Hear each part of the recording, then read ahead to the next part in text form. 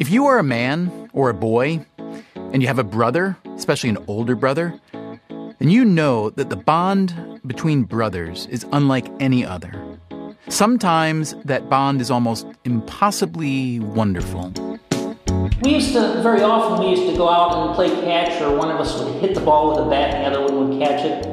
And I remember one time when we were throwing that ball, we were as far apart as we could get and still reach each other with the ball. We were throwing that ball as hard as we could, as far as we could. Of course, the ball was thrown very inaccurately because we were trying so hard to throw it. And so we were making these running, leaping catches. We made more fantastic catches that day than I think we did in all the rest of our years together. But that was more fun.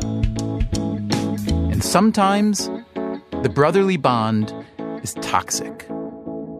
I don't know that it's exactly true that he wanted me to suffer exactly. It's more as if he wanted to score a victory over me, defeat me, put himself in the victorious position and me in the position of the one who's defeated and humiliated. You probably don't recognize this voice because he hasn't spoken much in public, but you do know the person the voice belongs to. It's Ted Kaczynski. Okay. Do you deny, in the context of this interview, do you deny that you committed the crimes attributed to the Unabomber? I can't comment on that. Ted Kaczynski is the Unabomber, a homegrown terrorist who over the course of 17 years planted or mailed at least 16 bombs. He killed 3 people and wounded 24. He wasn't a religious fundamentalist, but he was a fundamentalist. His enemy was essentially modern society. He grew up in Chicago, attended Harvard, but he wound up living alone in a remote cabin in the Montana woods. He was arrested in 1996 after one of the most notorious and longest manhunts in history, and he was sentenced to life in prison. How did he finally get caught? His younger brother, David, turned him in. Were you surprised when you learned that it was David who had turned you in? Were you surprised? Not terribly surprised. I interviewed Ted Kaczynski in 1999, 3 years after he was arrested for the crimes that earned him the name the Unabomber. He was in the same prison then as he is today, a federal supermax in Florence, Colorado. Just in terms of your life in prison again, I'm just wondering a little bit about your daily routine. Do you get 8 hours of sleep a day? Yeah, usually not all at once. I'll give you, let's say... I had been writing a magazine article about his brother, David, the hero of the Unabomber story, if there was such a thing. Then I learned that Ted was writing a book that wound up never being published. And the book spent most of its time attacking David as intellectually dishonest and resentful of his brilliant big brother. I requested an interview with Ted, even though he didn't do that kind of thing, and to my surprise, he agreed. The food here, believe it or not, is pretty good. Yeah. Sometimes it's... We talked for several hours. He sat on a concrete bench in a concrete room, a wall of reinforced glass between us. I take a shower every other day rather than every day because I have sensitive skin.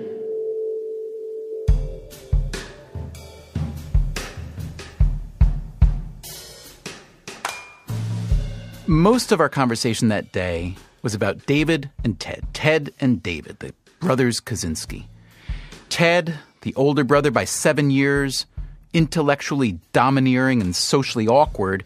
David, a more tender touch, more adept at living in the real world, but also enthralled to his big brother's love of nature and his hatred of an over-industrialized society.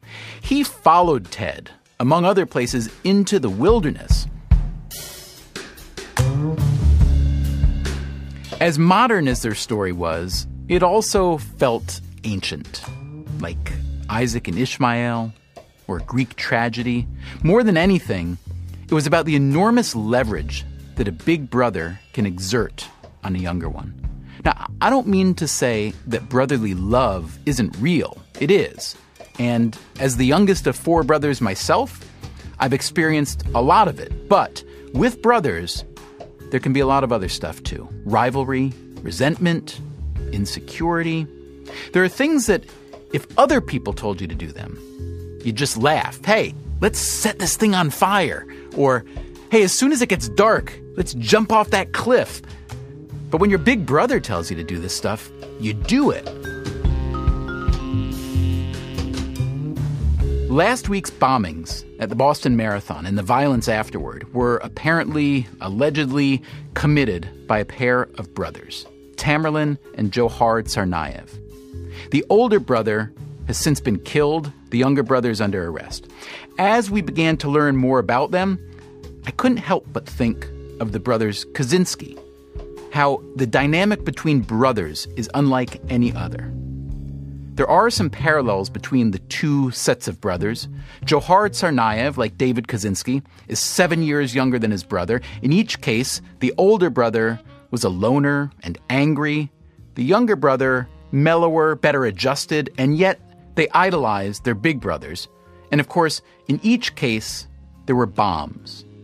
But Johar Tsarnaev followed his big brother into violence. David Kaczynski did not. While for many years he and Ted were as close as only brothers can be, there came a time when they were as bitterly estranged as perhaps only brothers can be.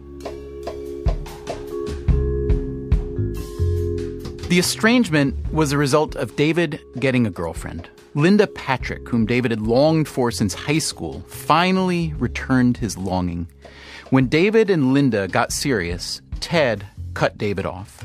Linda brought David back into the modern world. It was she who persuaded David to consider that his big brother might be the Unabomber and then to go to the FBI.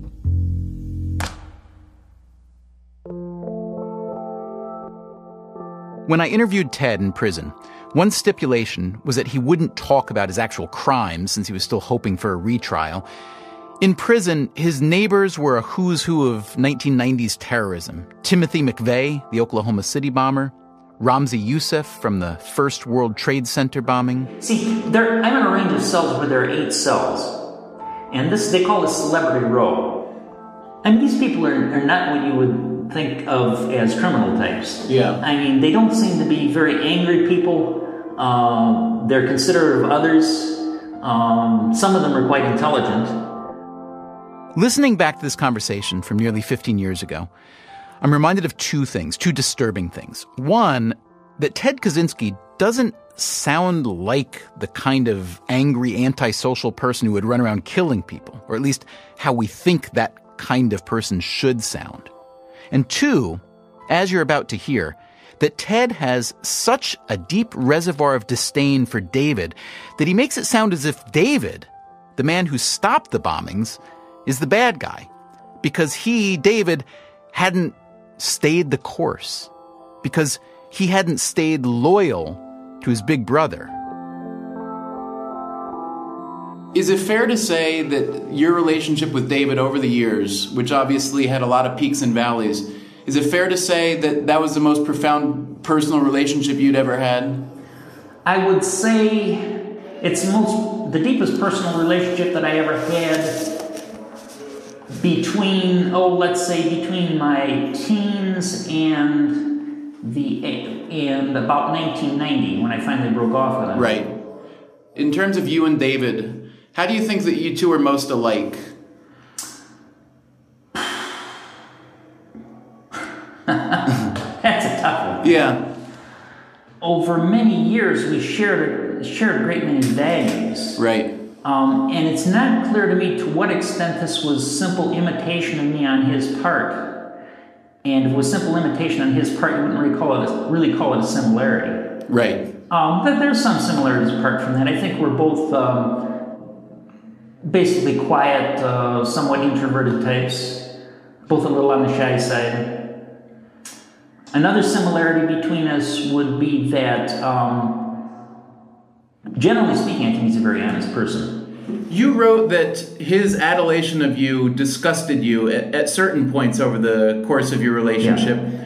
Did you try to communicate that to him? Did you say to him, Dave, this is not a healthy way to be. I'm glad you like me. Yeah. I'm glad you respect me, but be your own person. Did you ever try to have that kind of conversation with him? No. Why not?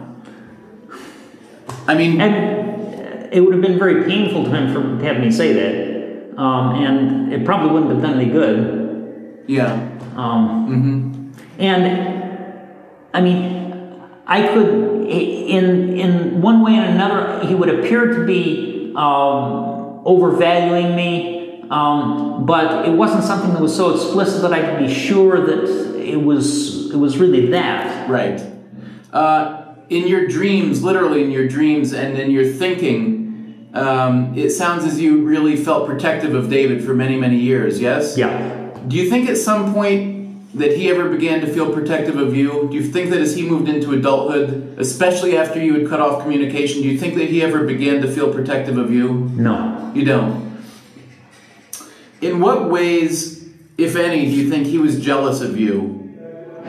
He's probably jealous of the fact that I got more attention from our parents. He was jealous of the fact that simply that I was dominant in our relationship. Jealous of the fact that I was smarter than he was. I could do most things better than he could. Athletics are one exception. In what ways, if any, were you jealous of Dave?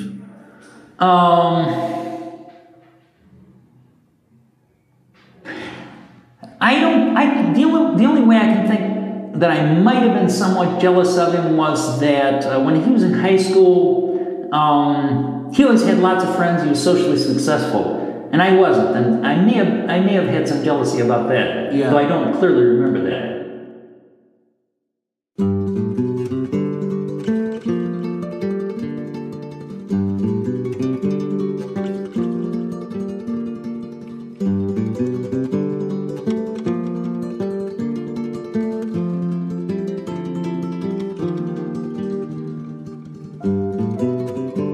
When we come back, how Ted Kaczynski went even further into the path of radicalism and how his adoring little brother finally found his way back into the mainstream.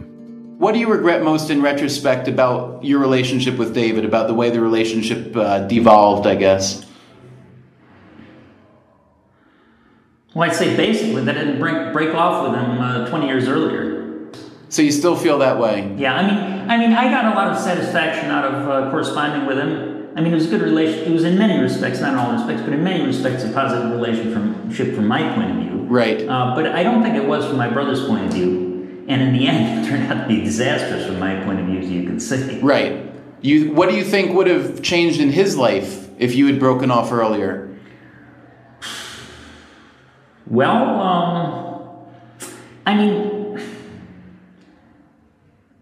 let me put it this way. I think that his sense of rivalry with Big Brother, his attempt to equal Big Brother and to win Big Brother's approval with very limited success, I think all this was very hard on him. I think that his self-esteem would have been in much better shape if he hadn't had me to compete with or compare himself with. And I think he would have, he always had an easy time making friends. He would have had close relationships with other people, so he didn't really need that relationship with me. Right. If the roles had been reversed, if you had suspected David of being the Unabomber, right? After all the years that you haven't been communicating very regularly, what would you have done? I would have kept it to myself. Is that what you feel he should have done? Yeah. And what was your reaction to that when you first hear that David is involved in turning you in? What does that feel like? Well, obviously I resented it. There was another strain to my feelings there. I don't know if I can explain it properly, but in a way I was almost glad because my own brother turning me in a sense made me feel good. How so? Well, I mean, it's that you had eluded everyone but someone who knew you well. I didn't say I eluded anyone for anything. I mean, I pled guilty, but that was because I was forced to do so. But it was that, I mean, if A screws B, then it tends to make B look good, even if otherwise he might not look so good. I don't know. Right. So maybe that was perhaps an ignoble thought on my part, but that thought was present, I have to admit. Okay.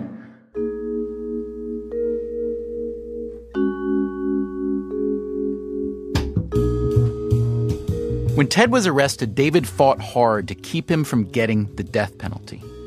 This made Ted angry. He wanted the death penalty. So, where the rest of the world sees David Kaczynski turning in his older brother as an act of heroism, Ted sees resentment. And where the rest of us see David pleading for his brother's life as an act of mercy, Ted sees it as further punishment. I'm not depressed or downcast. Let's see if I can explain this. There's sort of different levels of how you feel about your life. Let me try to explain it this way. When I was living in the woods, there was sort of an undertone, an underlying feeling that things were basically right with my life. That is, something might go wrong, I might have a bad day, I might screw something up, I might break my axe handle and do something else, and everything would go wrong, but still, somehow, underneath the superficial unhappiness or bad feelings, there was this underlying feeling that my life was right. I was able to fall back on the fact that here I was, a free man in the mountains, surrounded by forests and wild animals and so forth. And this made my life right, even if things were, for the time being, going badly.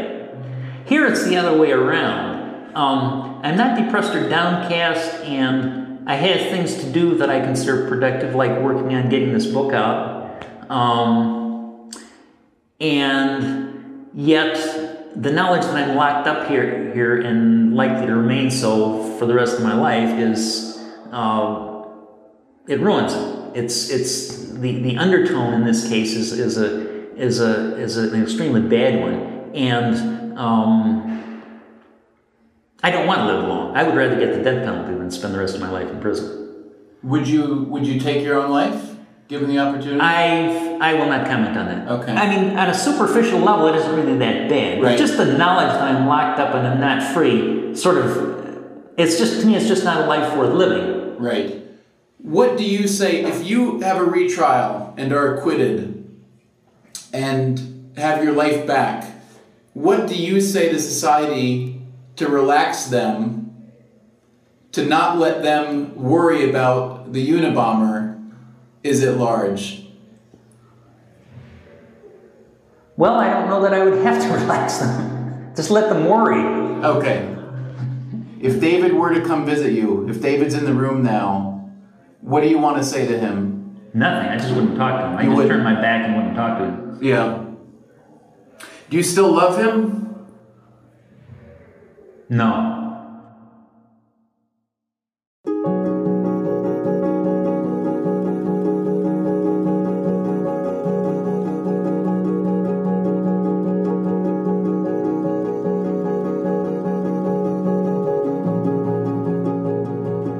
We asked David Kaczynski to talk about his brother for this show. He understandably chose not to. Ever since Ted's arrest, David has worked hard to try to repair some of the damage done by his brother. While Ted has never expressed regret or apologized to the victims, David did. He donated money. He toured the country speaking against violence. It's bizarre, to me at least, listening back to this tape of Ted. He makes it sound as if he is the aggrieved party.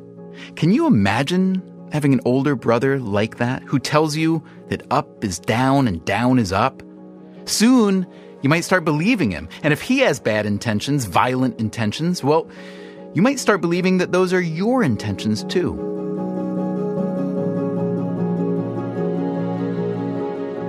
We don't know enough yet about the Boston bombers to say for sure if Johar, the younger brother, was pulled into his older brother's orbit or whether he followed willingly. But we do know that David Kaczynski didn't do what the younger Tsarnaev brother allegedly did. He didn't join forces. He didn't capitulate. He didn't run to do evil. This episode has been all talk, about actions, terrible actions. Talk may be interesting, but let's be clear. It's our actions that matter.